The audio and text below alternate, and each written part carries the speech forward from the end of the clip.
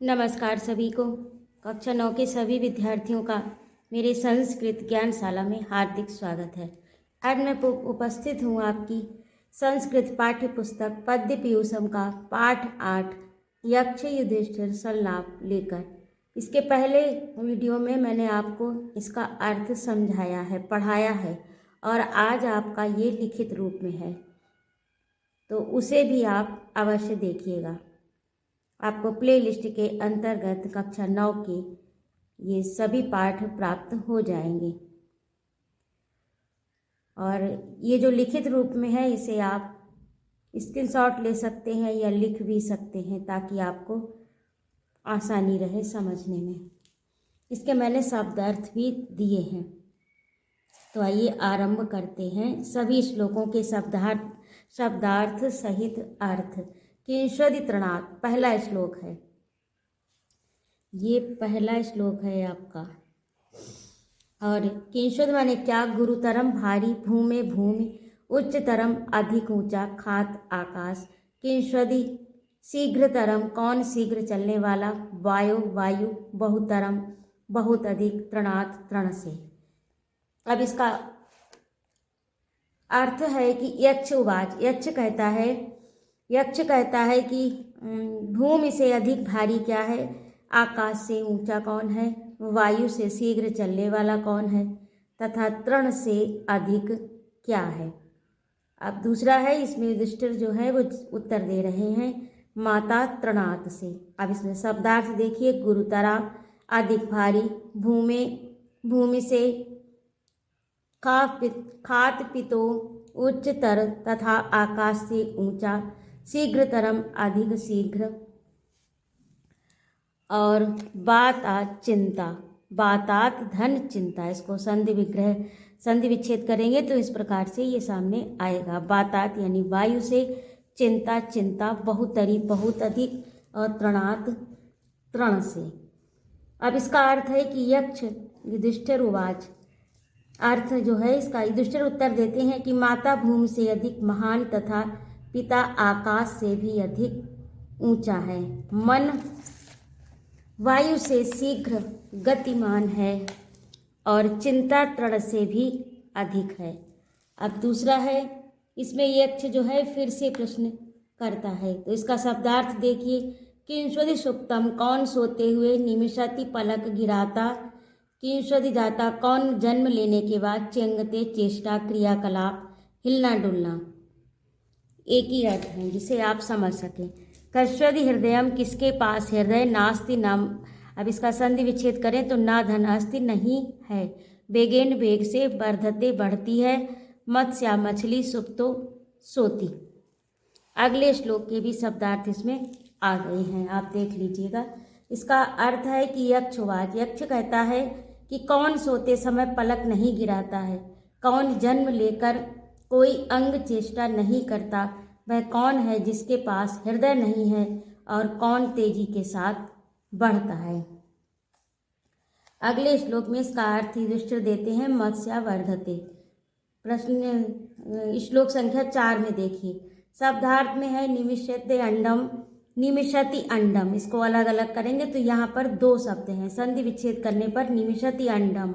निमिषति यानी पलक गिराती है, अंडम अंडा, जातम उत्पन्न हुआ, अश्मनो पत्थर। अब इसका अर्थ है कि युधिष्ठिर कहते हैं कि मछली सोते हुए पलक नहीं गिराती है, अंडा जन्म लेकर भी किसी प्रकार की चेष्टा नहीं करता, और पत्थर के हृदय नहीं होता, नदी वेग से बढ़ती है। अब अगला देखिए, श्लोक संख्या 5। श्लोक आप अपनी पुस्तक से देखिए। 5 के शब्दार्थ देखिए। किंशदि प्रवशतो कौन प्रवासी का, किंशद मित्रम कौन मित्र है, ग्रहे घर में, आतुरस्य रोगी का, किम कौन, मरीषता मरने वाले का। अब इस श्लोक का अर्थ है, इसके ये शब्दार्थ हुए।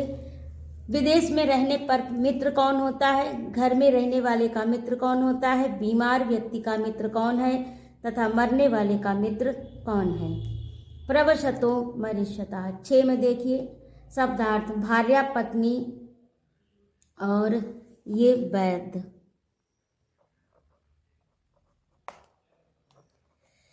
आतुरस्य रोगी का। अब इसका अर्थ है श्लोक का श्लोक संख्या 6 में। विदेश में रहने वाले की मित्र विद्या होती है, घर में रहने वाले की पत्नी मित्र होती है, रोगी का मित्र वैद्य और मरने वाले का मित्र दान होता है। प्रश्न श्लोक संख्या 7 में देखिए धान्याम। अब इसके शब्दार्थ हैं धान्यान नाम उत्तमम, यानी धान्यों में उत्तम। किंश्वद धनानाम, धनों में कौन। लाभानाम, लाभों में। किम, कौन। स्यात्, सुखानाम, सुखों में। स्यातिक उत्तमम, उत्तम है। अब इस श्लोक का अर्थ है कि यक्ष ने युधिष्ठिर से प्रश्न किया कि धान्यों में उत्तम कौन है, धनों में कौन सा धन उत्तम है, लाभों में उत्तम लाभ क्या है और सुखों में उत्तम सुख क्या है। अब अगला श्लोक संख्या 8 में देखिए, इसमें उत्तर दे रहे हैं युधिष्ठिर। शब्दार्थ दाक्ष्यम, दक्षता, निपुणता। श्रुतम, शास्त्र। आरोग्यम, निरोगी शरीर। तुष्टि, संतुष्टि, संतोष। अर्थ में देखिए इस श्लोक संख्या 8 का अर्थ। युधिष्ठिर कहते हैं कि धान्यों में श्रेष्ठ धान निपुणता है, धनों में श्रेष्ठ धन शास्त्र ज्ञान है, लाभों में श्रेष्ठ निरोगी शरीर और सुखों में श्रेष्ठ संतुष्टि संतोष है। श्लोक संख्या 9 में देखिए शब्दार्थ किम, क्या। हित्वा, छोड़कर। भवति, होता। सोचति, दुखी होता। अर्थवान, धनवान। अब इसका अर्थ है यक्ष युधिष्ठिर से प्रश्न करता है कि क्या छोड़कर मनुष्य प्रिय हो जाता है, क्या छोड़कर दुखी नहीं रहता, क्या छोड़कर धनवान हो जाता है और क्या छोड़कर सुखी हो जाता है। अब ये प्रश्न यक्ष जो है युधिष्ठिर से किए हैं। अब इनके उत्तर देखिए इस श्लोक संख्या 10 में। मानम, इसमें लिखा नहीं, मान यानी अभिमान, अहंकार। यहाँ पर मान का अर्थ अभिमान अथवा अहंकार से है। और काम, इच्छाएं, कामनाएं। इच्छाएं, लोभ यानी लालच। अब इसका अर्थ देखिए, युधिष्ठिर कहते हैं कि व्यक्ति अभिमान या अहंकार, ये जो लाइन होती है इसका दोनों का अर्थ एक ही होता है। अभिमान अहंकार छोड़कर सभी का प्रिय हो जाता है, क्रोध को छोड़कर दुखी नहीं रहता, इच्छाओं को त्याग कर धनवान हो जाता है तथा लोभ को छोड़कर सुखी होता है। अब अगला 11वां श्लोक देखिए, इसमें उत्तर दिया है इसमें यक्ष ने फिर से प्रश्न किया है। शब्दार्थ मृतम, मरे हुए समान। मृतम का अर्थ यहाँ पर मरे हुए के समान यानी मृतक तुल्य। कथम कहते हैं यज्ञो, यज्ञ भवेत होता है। अब इसका अर्थ है कौन सा पुरुष मरे हुए के समान है, कौन सा राष्ट्र मृतक होता है, श्राद्ध कर्म कौन सा मृतक तथा यज्ञ किस प्रकार मरा हुआ अथवा निष्फल समझा जाता है। अब इसका उत्तर दे रहे हैं युधिष्ठिर और कह रहे हैं कि मरा हुआ, मृतो मरा हुआ, दरिद्र गरीब अराजकम बिना राजा के, मृत श्रोत्रियम यानी मृतक तुल्य शास्त्र के बिना। दक्षिणा का अर्थ होता है यज्ञ के बाद ब्राह्मण आचार्य को देने वाली मुद्रा या धन। अर्थ इसका है युधिष्ठिर कहते हैं कि गरीब यानी दरिद्र मनुष्य मरे हुए के समान है, बिना राजा का देश मृतक तुल्य है, बिना शास्त्र और ब्राह्मण के अर्थात मनमाने ढंग से किया जाने वाला श्राद्ध कर्म श्रद्धा अनुष्ठान व्यर्थ होते हैं यानी उसका कोई भी फल आपको प्राप्त नहीं होता, तथा बिना दक्षिणा के भी यज्ञ मृतक तुल्य है अर्थात निष्फल है। अब प्रश्न संख्या 13 में देखिए, इसमें शब्दार्थ है कह, कौन। शत्रु दुर्जया, शत्रु धन दुर्जया, इसका अर्थ नहीं लिखा यानी अजेय शत्रु, अजेय शत्रु। और शत्रु बैरी दुर्जय अजय कठिनता से जीता जा सकने वाला, व्याधि अनंत का अनंत व्याधि दीर्घकालिक रोग, लोभो लालच सर्वभूत हिता यानी सभी प्राणियों का हित, साधु सज्जन पुरुष असाधु दुष्ट पुरुष, निर्दया निर्दयी दया रहत की दशा किस प्रकार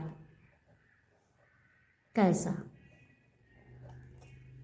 अब इसका अर्थ देखिए, मनुष्य का दुर्जय शत्रु कौन है, दुर्जय यानी कठिनता से जीता जा सकने वाला, दीर्घकालिक रोग कौन सा है, सज्जन व्यक्ति कैसे होते हैं और दुष्ट पुरुष कैसे होते हैं। अब इसका उत्तर देखिए, ये आपका अंतिम श्लोक 14 है।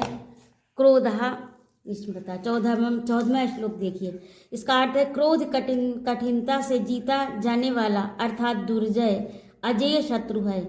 लोभ अनंत दीर्घकालिक रोग है। सभी प्राणियों का हित करने वाला साधु और जीवों पर दया न करने वाला मनुष्य दुष्ट अर्थात दुर्जन है।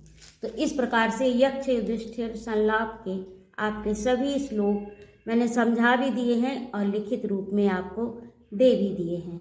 यदि आपको मेरा ये कार्य अच्छा लगा हो या मेरा पढ़ाना अच्छा लगा हो, इस प्रकार की मेरी पहल अच्छी लगी हो, तो कृपया मेरे चैनल को सब्सक्राइब अवश्य करें, लाइक और कमेंट करें तथा अपने मित्रों में शेयर भी करें। उपस्थित रहने के लिए बहुत बहुत धन्यवाद। आपका एक सपोर्ट मुझे बहुत महान संकट से उबार सकता है। जय माँ भारत।